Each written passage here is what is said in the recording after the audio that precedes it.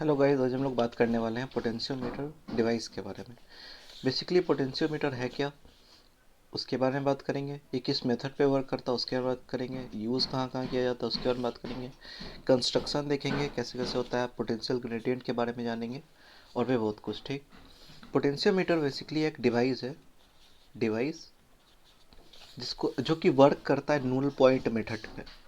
ठीक, नूल point method क्या होता है? जब गैल्वेनोमीटर जो होता है ना, जब इसमें कोई भी डिफ्लेक्शन जब शो ना हो तो उसको कहते हैं नूल पॉइंट मेथड। ठीक, हम लोग कंस्ट्रक्शन में देखेंगे इसके बारे में।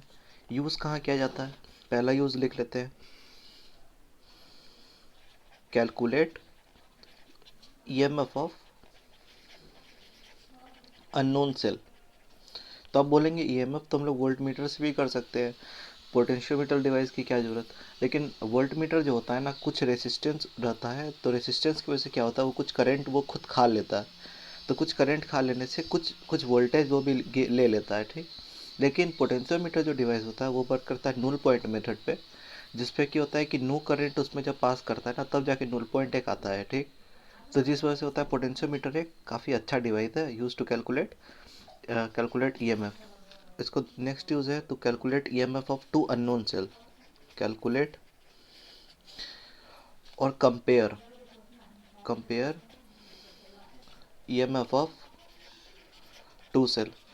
इसका तीसरा जो यूज़ है वो है कैलकुलेट इंटरनल रेजिस्टेंस। इसके कंस्ट्रक्शन पे बात कर लेते हैं।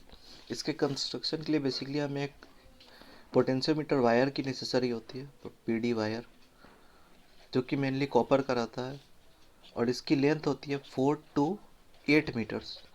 राइट, काफ़ी लंबा होता है वायर। तो पहले एक वायर ले लेते हैं, ये है पोटेंशियोमीटर वायर। राइट, इसके अगल बगल होती है दो कॉपर की स्ट्रिप्स, कॉपर स्ट्रिप्स। यहाँ पे रहता है एक मेन सप्लाई बैटरी। यहाँ पे रहता है एक स्विच, एक रियोस्टेट। ठीक, ये हो गया इसका वर्किंग, मतलब कि ये कंस्ट्रक्शन। इसके इधर एक रहता है ईएमएफ, जिससे हमें ईएमएफ इसका जो होता है वो फाइंड करना रहता है। ये ईएमएफ दिया रहता है, ये ईएमएफ फाइंड करना होता है। इसमें लगा रहता है एक इंटरनल रेजिस्टेंस, यहाँ पे होता है एक की, यहाँ पे लगा होता है गैल्वेनोमीटर, ये करता है इंटरनल रेजिस्टेंस कैलकुलेट। जब यहाँ से जब कोई भी करंट जब फ्लो नहीं होगी तो गैल्वेनोमीटर शो नो डिफ्लेक्शन, और जब ये कोई डिफ्लेक्शन नहीं शो करेगा तो मतलब यहाँ का पोटेंशियल इतने वायर का पोटेंशियल इतने वायर के पोटेंशियल के बराबर होगा। तो ये मेनली वर्क इसी पे करता है। तो इस पे जान लेते हैं कैसे कैसे क्या काम होता है इसमें। इसके प्रिंसिपल के बारे में भी देख लेते हैं। प्रिंसिपल ये होता है, जब constant current pass through a uniform cross section wire, the potential difference is directly proportional to it length. हम लोग जानते हैं V इज इक्वल टू क्या होता है, आई आर होता है। ठीक, V is equal to I, R का formula rho L by A. तो V by L is equal to I two by A. लिखा हुआ है करंट भी कांस्टेंट है, रो तो कांस्टेंट ही रहता है मटेरियल पे, और क्रॉस सेक्शन भी यूनिफॉर्म क्रॉस सेक्शन है, मतलब वो भी कांस्टेंट है। तो potential is directly proportional to length आ गया। अच्छा, इस एल लेंथ के वायर की पोटेंशियल, एल लेंथ के वायर की पोटेंशियल V है। ठीक, तो इसको एक कांस्टेंट ले सकते हैं क्या, K is equal to V by L. ये जो K है ना, इसी को कहते हैं पोटेंशियल ग्रेडियंट। इस K को ही कहते हैं पोटेंशियल ग्रेडियंट, जो कि होता है V बाई एल। अब इस L लेंथ का पोटेंशियल अगर V है, और जो ईएमएफ आया उसका जो लेंथ आया वो आया L1। ठीक, L लेंथ की पोटेंशियल क्या है, V है। 1 लेंथ की पोटेंशियल V बाई एल, जिसको कि हम लोग कांस्टेंट K कर रहे हैं। तो L1 लेंथ की पोटेंशियल क्या होगी, V by L into L1, मतलब कि K L1 हो गया ईएमएफ। इस पे करते हैं क्वेश्चन, एक क्वेश्चन करेंगे तो ज़्यादा अच्छा समझ में आएगा। The potentiometer wire of a length 10 meter and resistance 10 ohm is connected to a EMF of 2 volt. बना लेते हैं। पोटेंशियोमीटर वायर है जो कि 10 मीटर लेंथ का है, of length 10 metre, and resistance इस वायर का है 10 ohm. It connect to EMF of 2 volt, EMF of 2 volt,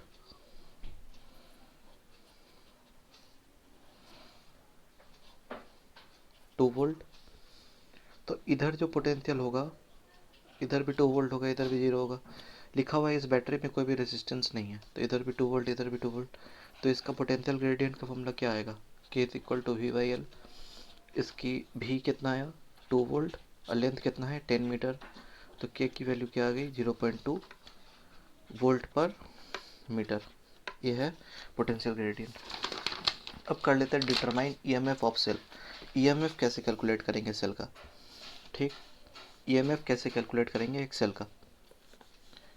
मान लीजिए ये बैटरी से कनेक्ट किया हमने, तो ये कुछ L1 लेंथ पे आके इसका ईएमएफ जो हो गया वो बराबर हो गया। तब ईएमएफ किसी L1 पॉइंट पे L1 लेंथ पे गैल्वेनोमीटर सो नो डिफ्लेक्शन। अगर गैल्वेनोमीटर यहाँ पे अगर कोई डिफ्लेक्शन नहीं शो करेगा, मतलब कि यहाँ से कोई करंट आई इक्वल टू 0 हो जाएगा।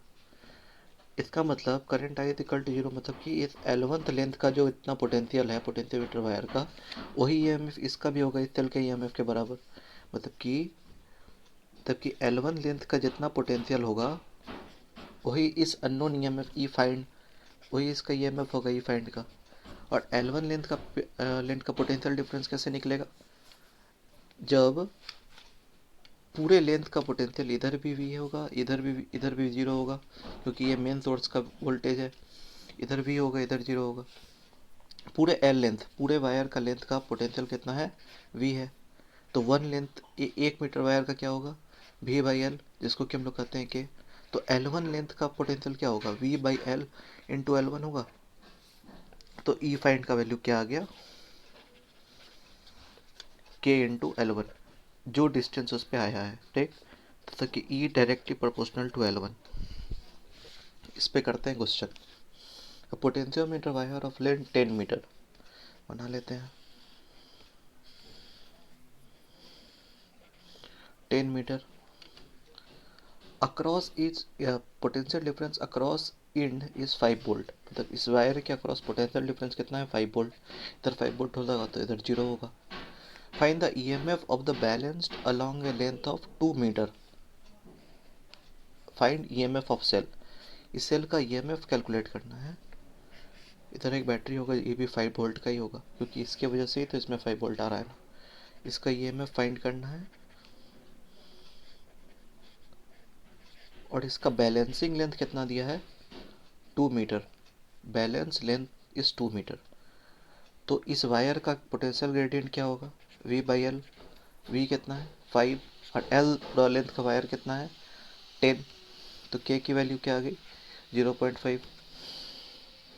सेल का ईएमएफ क्या होता है, फाइंड ईएमएफ जिसको निकालना है क्या होता है वो के times of balancing length. Balancing length कितना पे आ रहा है, 2 पे आ रहा है, 2 मीटर पे आ रहा है। के की वैल्यू हो गई 0.5 इंटू बैलेंसिंग लेंथ 2 मीटर, 2 बराबर 1 वोल्ट। मतलब कि इस EMF of this cell is 1 volt, right. अब ईएमएफ कैलकुलेट करेंगे दो सेल का। इसको स्विच ए नाम दे देते हैं, इसको स्विच बी नाम दे देते हैं। जब स्विच ए जब क्लोज किया, स्विच ए जब क्लोज किया तो E1 का पोटेंशियल कितना आएगा, के तो कांस्टेंट है, कोई L1 आएगा, कोई लेंथ L1 आएगा। जब हमें इसे जब क्लोज किया, इसे ओपन रखा, बस इसे क्लोज किया। When A switch is closed end be open, कोई बैलेंसिंग लेंथ L1 आएगी, ठीक। नेक्स्ट केस में क्या किया, जब स्विच बी को क्लोज किया, तब कि इसे क्लोज किया एंड ए ओपन, इसे ओपन कर दिया, तो बैलेंसिंग लेंथ E2 की कितनी आएगी, के L2। तो इतना डिवाइडेड बाई इतना करते हैं, ठीक। E1 by E2 is equal to के L1 बाई के L2, के मर गया। E1 by E2 is equal to L1 by L2, मतलब कि किसी का लेंथ दिया रहेगा, उसका EMF करना रहेगा, और सेकेंड वायर का लेंथ दिया रहेगा, किसी लेंथ पे वो बैलेंस कर रहा है और उसका। हेलो, हम लोग बात करेंगे डिटरमाइन इंटरनल रेजिस्टेंस के बारे में। तो पहला केस जब है, जब स्विच जब ओपन है, मतलब कि ये स्विच जब ओपन है तब क्लोज नहीं है, तो इधर ई होगा तो इधर भी जीरो होगा इस सेल का ईएमएफ की वजह से। इधर तो कोई करंट फ्लो नहीं होगा, मतलब ई इधर, इधर जीरो, मतलब कि जब स्विच जब ओपन है तो ईएमएफ किसके बराबर है, के कोई डिस्टेंस L1 के बराबर। ठीक। नेक्स्ट के जब स्विच जब हो गया क्लोज, ऊपर से बना लेते हैं।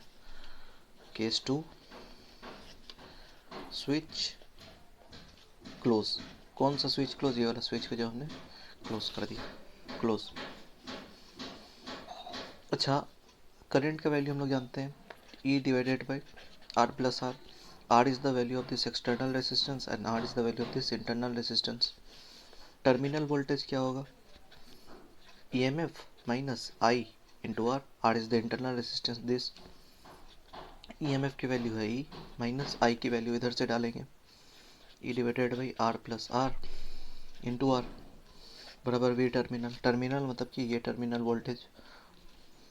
VT कितना आएगा, E को लेते हैं बाहर, 1 minus R by R plus R, right.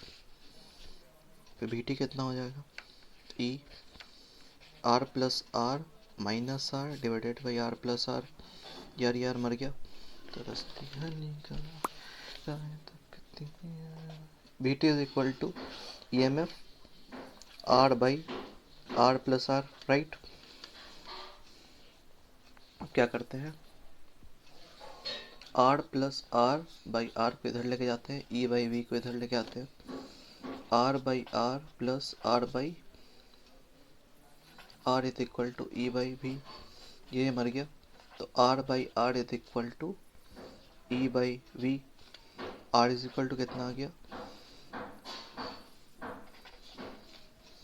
R by R E by V minus 1। Internal resistance क्या आ गया, E by V minus 1 into R। तो इंटरनल रेजिस्टेंस का वैल्यू क्या आ गया, E by V minus 1 into R। अब क्या क्वेश्चन आएगा तो वैल्यू कैसे कैसे पुट करेंगे। वैल्यू दिया रहता है L1 L2 के टर्म में, ठीक। E1 की वैल्यू क्या आती है, के L1 इज इक्वल टू के L1। उसी तरह इस जब टर्मिनल वोल्टेज होगा ना, तो यहाँ पे वैल्यू L2 कुछ और आएंगी, के L2 माइनस 1 इंटू R। तो R की वैल्यू क्या आ जाएगी, L1 by L2 minus 1 into R। देखो, L1 का लेंथ हमेशा बड़ा होगा थोड़ा L2 से, ठीक। 95% केस में ऐसा ही होगा, क्योंकि जब हम जानते हैं कि EMF जो होता है ना, टर्मिनल वोल्टेज से ज़्यादा रहता है। EMF greater than terminal voltage, EMF ज़्यादा होता है टर्मिनल वोल्टेज से, ठीक है। Thank you.